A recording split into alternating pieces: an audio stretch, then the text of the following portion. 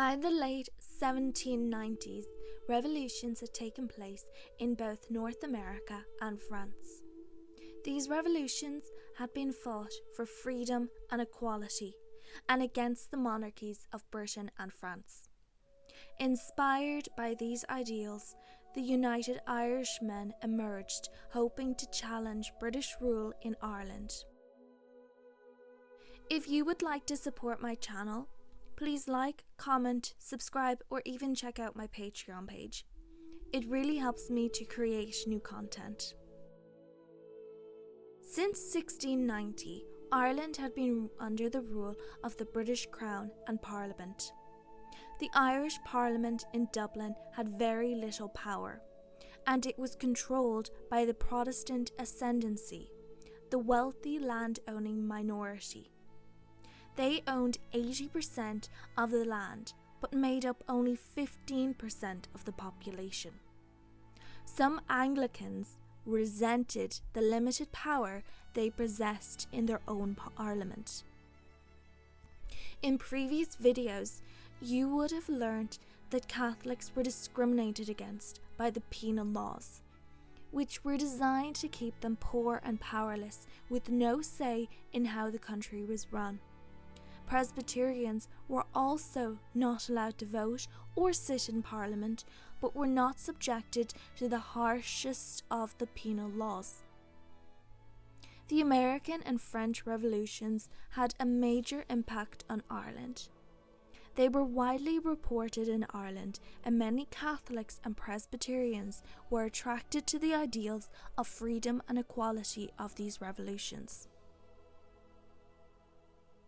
Because of the American Revolution, fearing a similar revolt in Ireland, the Irish Parliament was given more power over its own affairs. In 1791, a man by the name of Theobald Wolfe Tone wrote a pamphlet arguing that Catholics should be given the same rights as Protestants. He was later invited that same year to Belfast, where a group of Presbyterians were interested in his ideals. The meeting founded the Society of the United Irishmen. They began publishing their own newspaper called the Northern Star, and they wanted to achieve reform through peaceful means, not violence. Fearing revolt in Ireland, the British government abolished most of the penal laws and granted Catholics the right to vote, but not the right to sit in Parliament. They also stepped up their surveillance of groups they considered to be a threat. They banned the United Irishmen, and with this the United Irishmen became committed to a revolution against British rule. Tone sought military support from France in 1796. The French sent a fleet of 43 ships and 15,000 men to Ireland, but because it was December, there were many storms. Only 14 ships reached Ireland, and after several days of terrible weather, they returned to France. The near miss of a French invasion horrified the British government, and they quickly took steps to destroy the United Irishmen. British soldiers were sent from town to town, demanding any weapons or information. They burnt houses and flogged, beat and tortured suspects. They also gave half hangings, where they hanged people until they nearly died. Others had pitch cappings, in which soldiers poured hot tar on a person's head and then set it on fire. When the tar cooled, they ripped it off. These torturous methods were designed to terrify the Irish people into submission. Part-time armies were also set up, and the Orange Order was created to encourage unity between Anglicans and Presbyterians against Catholics. Spies in the United Irishmen passed on information to the British forces, which led to many arrests of the senior leaders of the United Irishmen. A planned rebellion was due to take place in May 1798, but the planner of the rebellion, Lord Edward Fitzgerald, was arrested that same month.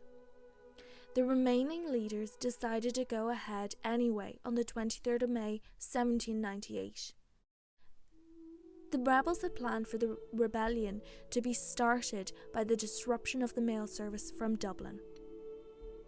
However, most of the rebels were arrested thanks to information supplied by spies. Attacks by rebels occurred in Kildare, Meath, Carlow and Wicklow, but were uncoordinated and they were defeated by the British forces. In Antrim, Ulster, Henry Joy McCracken led 4,000 Presbyterian rebels into battle in June 1798, but they were defeated. In County Down, Henry Munro led 7,000 rebels into battle, and while they were initially successful, they were soon defeated. Most of the intensive fighting occurred in Wexford. The rebels were led by a priest called Father John Murphy. The rebels defeated the British forces at Oulart Hill and captured Enniscorthy and Wexford town. The rebels committed atrocities in Wexford. They burned 200 Protestants alive in a barn and killed another 100 Protestants in Wexford town. Under intense attacks from the British forces, the rebels were defeated by the end of June 1798. Wolfe Tone had stayed in France after the failed landing of the French troops. But after hearing of the Irish rebellion, he asked the French to send help again. And they did. On the 22nd of August 1798, 1,000 French soldiers arrived in County Mayo.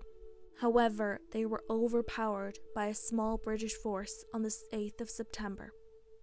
Wolfe Tone was arrested. He was tried and found guilty for treason. He expected to be given a soldier's death by firing squad, but was told he would be hanged. He attempted to kill himself before this, but was unsuccessful. He later died from his self-inflicted wounds.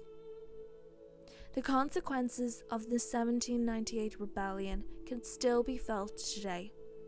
Sectarianism grew, especially in the north. Sectarianism is hatred based on religion. Sectarian divisions intensified between Catholics and Protestants, both Anglican and Presbyterian. The Orange Order claimed that the rebellion was a Catholic plot to take over the country and oppress Protestants. The Orange Order is still around in Northern Ireland today. The Act of Union 1800 abolished the Irish government, and Irish MPs went to Westminster and ran Ireland from there for the next 120 years. Wolfe Tone and the rebellion inspired many people who came after him. The ideas of independence and freedom inspired later generations of Irish people to fight for the same cause until Irish independence was finally achieved in 1921. If you would like to support my channel, please like, comment, subscribe, or even check out my Patreon page. It really helps me to create new content. Until next time, thanks for watching.